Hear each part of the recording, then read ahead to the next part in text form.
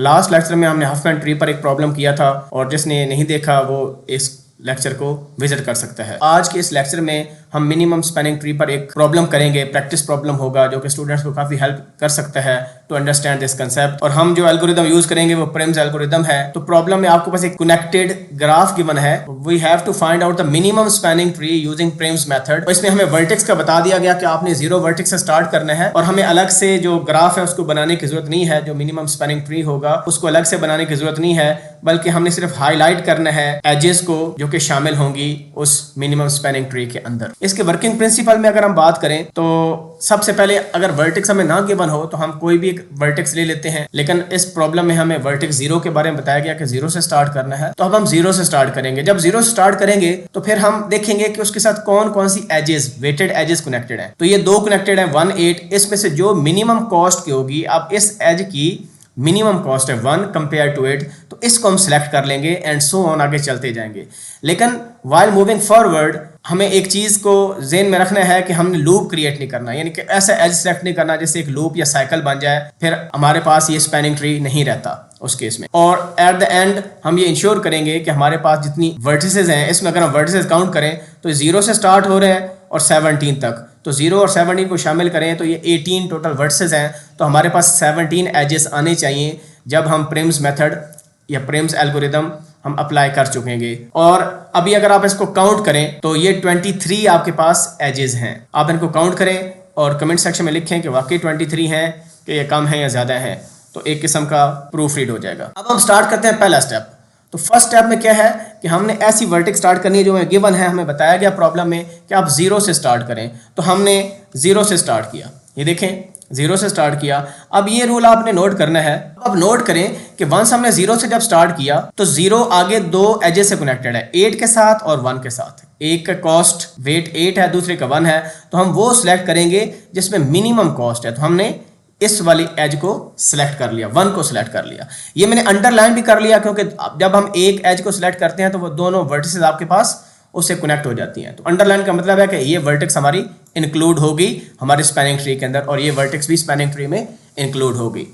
अब हम आगे जब देखेंगे नेक्स्ट स्टेप में तो हम इस वर्टेक्स को देखेंगे, ये 8 से कनेक्टेड है, ये वर्टेक्स किससे कनेक्टेड है, ये 9 से कनेक्टेड है। तो इन दोनों में कौन सा मिनिमम है, 8 मिनिमम है। So we will go in this direction, हम इधर जाएंगे, इसको डिस्कार्ड करेंगे। तो ये देखें हम यहां पर चले गए, तो हमारा ये पाथ अब क्रिएट होता जाएगा, हमारा ग्राफ जो है वो बनता जाएगा। जब हम 1 पर आएंगे तो 1 पर चेक करेंगे कि इसके साथ कौन से एजेस हैं। ये आपके पास 1 है, यहाँ पर आपके पास 6 है, इसी तरह हम 7 पर है, इसमें आपके पास 9 है। तो इन तीनों में डिसाइड करेंगे जो सबसे कम कॉस्ट वाला है वो हम सिलेक्ट करेंगे। तो सबसे कम कॉस्ट वाला 1 है, हम 1 को सिलेक्ट, देखें 1 सिलेक्ट हो गया। और वर्टेक्स के नीचे मैं अंडरलाइन लगाता जा रहा हूँ ताकि ये वर्टेक्स हमारे स्पैनिंग ट्री का पार्ट बनती जा रही है। अब नेक्स्ट जब हम इधर पहुंचे तो 1 का देखें, 1 की वैल्यू आपके पास 6 है, 2 है, एक एज 2 से कनेक्टेड है जिसका वेट 2 है, आपके पास 4 है और 3 है। इसी तरह हम 7 पर थे तो यहाँ पर क्या है 9।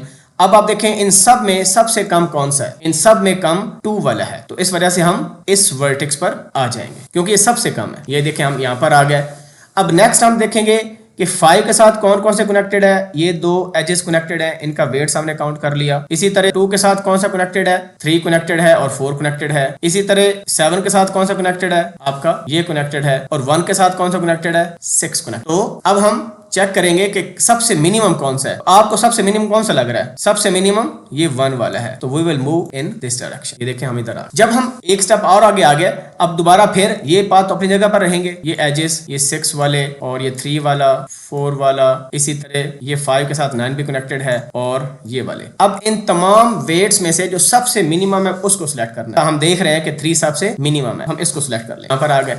अब जब हम 3 वर्टेक्स पर पहुंचे, अगेन वो चीज आपके पास आ गई, ये 3 है, ये 4 है, ये 9 है, ये भी 9 है, ये 6 है, यहाँ पर भी 9 आपके पास। अब हम देखेंगे सबसे मिनिमम कौन सा है। सबसे मिनिमम आपके पास ये 3 है, हम इधर आ गए। उसके बाद दोबारा फिर हम देखेंगे तो आपके पास ये 4 है, ये 9 है, 9 है, 6 है और इसके साथ ये 3 है और देखें ये वाला 9 भी है और ये 7 भी है। तो सबसे कम कौन सा वेट है? 3। तो हम ये वाला वेट सिलेक्ट कर लेंगे। आगे हम इसी तरह चलते जाएंगे। जब हम इधर आएंगे, अब अगेन नोट करें, ये 7 आपके पास है, ये आपके पास 10 के साथ 8 है, इसके साथ 9 है, ये वाला भी 9 है, ये वाला भी 6 आपके पास है। अब हम डिसाइड करते हैं, यहाँ पर देखें आपको 4 भी मिल रहा है, ठीक है, और एक 9 ये भी है। तो अगर हम वेट को देखें जो सबसे कम कॉस्ट है तो हमें यहाँ पर 4 लग रही है, लेकिन अगर हम इस 4 को सिलेक्ट करेंगे तो इससे प्रॉब्लम क्या होगा कि आपकी ये लूप क्रिएट हो जाएगा बिटवीन वर्टेक्स 2, 3 एंड 9। तो एक सब ट्री है ये लूप में, तो स्पैनिंग ट्री के अंदर तो लूप्स होते नहीं है, इस वजह से इस पार्ट को हम डिस्कार्ड कर दें। सिमिलरली अगर हम इधर देखें, अगर हम 7 को ऑल दो 6 कम है तो हम सिलेक्ट तो 6 को ही करेंगे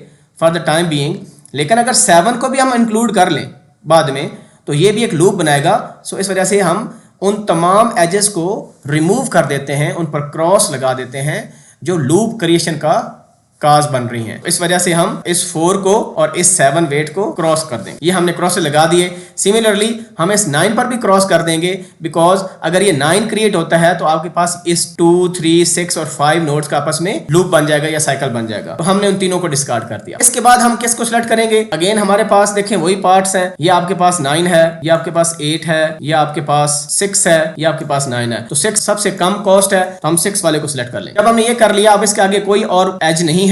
अब हम यहाँ पर आ जाते हैं। यहाँ पर आपके पास 8 वैल्यू है, यहाँ पर 9 है, यहाँ पर 9 है। हम 8 वाले को सिलेक्ट कर लेंगे, ये वाला पार्ट, क्योंकि 8 की वैल्यू सबसे कम है। तो जब ये हो गया, अब हम इधर आ गए। यहाँ पर आपके पास अगेन 8 है और यहाँ पर आपके पास 9 थे, तो 8 वैल्यू 9 से कम है, तो हम इस पाथ को चूज कर लेंगे। यहाँ पर जब हम आएंगे तो अगेन आपके पास ये 9 रहेगा अपनी जगह पर, ये 9 भी अपनी जगह पर रहेगा। इस नोड को देखें तो 7 कनेक्टेड है एज और 1 कनेक्टेड है, तो हम 1 को चूज करेंगे because it is less than 7। यहाँ पर जब आप 11 के पास आ जाएंगे तो ये 8 से कनेक्टेड है। इसी तरह आपको जो 15 वर्टेक्स है ये 7 से कनेक्टेड है और आपके पास ये 9 भी है और ये 9 भी है। अब हम किसको चूज करेंगे? अब हम 7 को चूज करेंगे because it is smaller than other weights. तो 7 के बाद जब हम आएंगे तो फिर हमारे पास ये 9 है, अगेन 7 है, अगेन यहाँ पर भी 9 है और आपके पास ये 8 भी शामिल है। अब हम किसको सिलेक्ट करेंगे? इस 7 को select, because it is smaller than other weights. जब हम 12 पर आएंगे तो हमारे पास ये 8 है, हमारे पास 9 है, इसी तरह हमारे पास ये भी 9 है और ये भी 9 है। हम किसको सिलेक्ट करेंगे? हम 8 को अगर सिलेक्ट करते हैं तो it will create a loop, तो हम इसको डिस्कार्ड कर देंगे। इसको पहले क्रॉस लगा देते हैं, ये हमने क्रॉस लगा दिया। दोबारा फिर देखें, ये हमारे पास 9 है, ये हमारे पास 9 है। अब नेक्स्ट अगर हम मूव करें तो ये 12 वर्टेक्स पर देखें, ये आपके पास 5 है, ये आपके पास 9 है, ये आपके पास 9 है और ये आपके पास 9 है। तो सबसे कम वेट कौन सा है? 5 है, तो हम 5 को सिलेक्ट करें। आगे देखें, ये 9 है, ये 9 है और आपके पास यहाँ पर 9 है और ये भी 9 है। तो हमने एक 9 सिलेक्ट करना है सच दैट कि वो लूप क्रिएट ना करे, तो ये इंडिपेंडेंट है, इसको हम सिलेक्ट कर लेते हैं। अब हम देखते हैं, हम यहाँ पर आए तो हमारे पास एक ये 9 है, एक हमारे पास ये 9 है और हमारे पास ये 9 है और साथ ये 9 है। तो हमने कोई एक 9 सिलेक्ट करना है, लेकिन अगर हम इस 9 को सिलेक्ट करेंगे तो इसका नुकसान क्या होगा? आपके पास ये आउटर एक साइकिल बन रहा है, ये वाला, ये देखें ये साइकिल बन रहा है, तो इस 9 को हम डिस्कार्ड कर देंगे, इसको क्रॉस आउट कर देंगे। अब रेस्ट हमारे पास कौन सा 9? एक ये 9 रह गया, एक ये 9 रह गया, एक ये 9 रह गया। अब हम इसको सिलेक्ट कर लेते हैं बिकॉज ये आगे किसी और वर्टेक्स से कनेक्ट नहीं है, तो हमने इसको सिलेक्ट कर लिया। फर्दर हमारे पास अब ये 2 9 है। अब आपने इन दोनों में से किसी एक के सिलेक्शन करनी है। उसकी वजह ये है क्योंकि ये वर्टेक्स अभी शामिल नहीं हुई, बाकी सारी वर्टेक्स शामिल हो रही हैं साथ साथ। इस वर्टेक्स शामिल करने के लिए या ये सिलेक्ट कर लें या ये सिलेक्ट कर लें, दोनों की कॉस्ट इक्वल है, तो हम ये सिलेक्ट कर लेते हैं और इसको डिस्कार्ड कर देंगे। उसकी वजह क्या है? क्योंकि अगर ये दोनों सिलेक्ट हो गए फिर आपके पास ये अगेन ये लूप बन जाएगा आपके पास। इस वजह से हम इस 9 को सिलेक्ट कर लेते हैं और इसको हम डिस्कार्ड कर देते हैं। हमने क्या किया?